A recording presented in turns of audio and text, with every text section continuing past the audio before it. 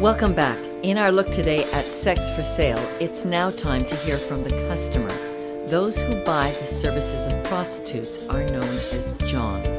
And in light of Canada's court challenge to make purchasing sex a charter right, this John felt it was time to speak out.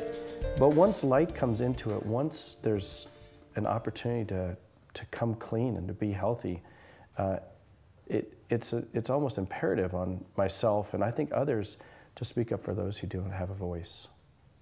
He requests anonymity to protect his wife and children. His son is about the same preteen age John was when John started exploring sex. Whether it was through print magazine or the internet or through a video clip of some sort, I would find myself either being rewarded or comforted through instant gratification through masturbation. So that's kind of how it started, and it became embedded.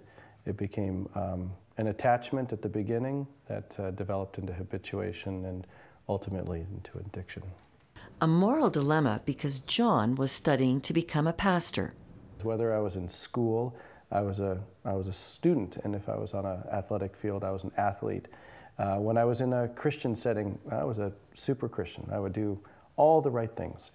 And when I found myself alone and in my private world, to slip into pornography and to slip into places that were unhealthy became just that part of it. I became something else.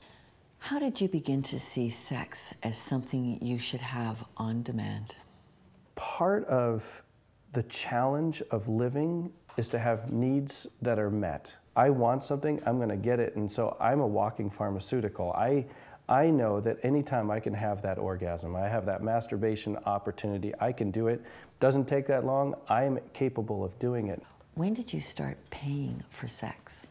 Well, that would be probably seeing that buying pornography is paying for sex. So I would say in my adolescence I paid for sex, even though it was a $10 spot to get a Playboy or it was to get a video. I paid for sex early, and it didn't cost much, but I still put money out to buy sex at that point. And it spiraled, and it wasn't until I was in my mid to late 20s that I started frequenting strip clubs. It's remarkably broken. I don't know this person's name, they don't know who I am, and yet you find yourself just kind of involved with this person in this sexual way that has no interconnectedness emotionally or mentally. It's just there's some money involved, and then that's it. And then ultimately, from there, it led to massage parlors, and then I guess the bottom would be when I found myself soliciting a prostitute and through the internet, and found her and made an arrangement, and I walked up to her apartment and had an envelope and had cash in it and set it on the table, and then we had sex, and it was remarkably broken. You had a loving wife, 3 small children, and a completely double hidden life. How did she find you out? Yeah, I can remember it as clear as day. About 3 years ago, my wife came across she was on the internet and looking at mail, an email that came through, and she stumbled into a deleted file. And it was at that point she came across this email to a prostitute, and I was gone at the store at the time, and she phoned this prostitute, and she called her and asked her if what she found on the internet was true, and the gal confirmed it. And when I got home, she was standing by the sink, and I knew I was caught. I knew instantly. I could tell by her face. And my wife said, "What have you done?" And I said in no uncertain terms, "I've made an effing mess of our life." You've said that God was kind to you as you confronted your brokenness. How did you know that? I thought of ways to take my life at that point. I was so riddled with shame. But we were surrounded. I found myself instantly cared for by people. And it was in that care that I believed that God was kind. And it wasn't that there wasn't repercussions. I lost my job. A public humiliation that a supervisor launched with a prayer. He said, well, we know, God, that you discipline those you love. So it was in that moment that I thought, I'm loved by God, and that discipline is a good thing. And I had been so fearful of being found out, of what would happen to me in terms of discipline, that being found out actually turned out to be the most wonderful day of my life. It became a reckoning with loss. The amount of money that I wasted in pornography, strip clubs, massage parlors, and prostitutes is, it's a lot. I mean, I can't even really put a dollar figure on it, but it's thousands of dollars. And given that, what could I have done with that? I mean, I took that money away from my own family, from my own kids, from other people that I could have helped out with that.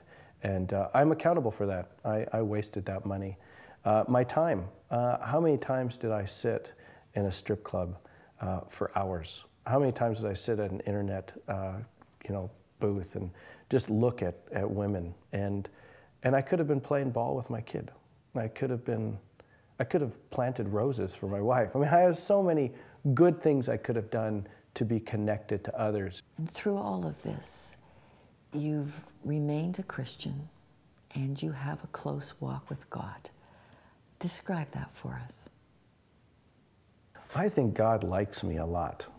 I mean, I think God's relationship with me hasn't changed because God has always been with me, even when I was in those broken places and whispering, saying, this is not for you. There is more for you than this. And it took God finally saying, I'm tired of you doing those things. And he grabbed hold of me and he brought light into my life and brought gracious people around me. The things in my life, of my past, are so sad and broken that to now be able to say, God, I'm good. And God says, I know, I'm good with you too. And so I am really thankful that, that there is a God who does not give up.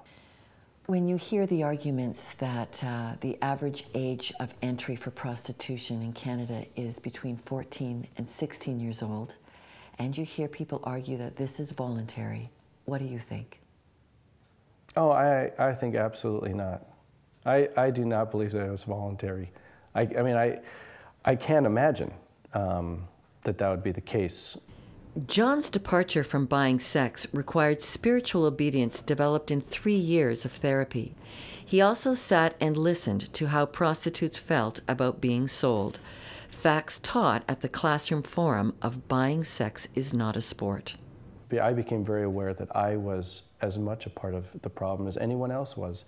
And so I could be a part of the solution by stopping my part in it. My participation in buying a Playboy or Penthouse feeds that industry. It feeds the whole animal that is so broken and so hungry to devour people. And I don't want to be a part of that. I want to be part of bringing light to that. And so that's part of why I speak up. When Listen Up returns, I'll share my thoughts on policing prostitution in The Wrap.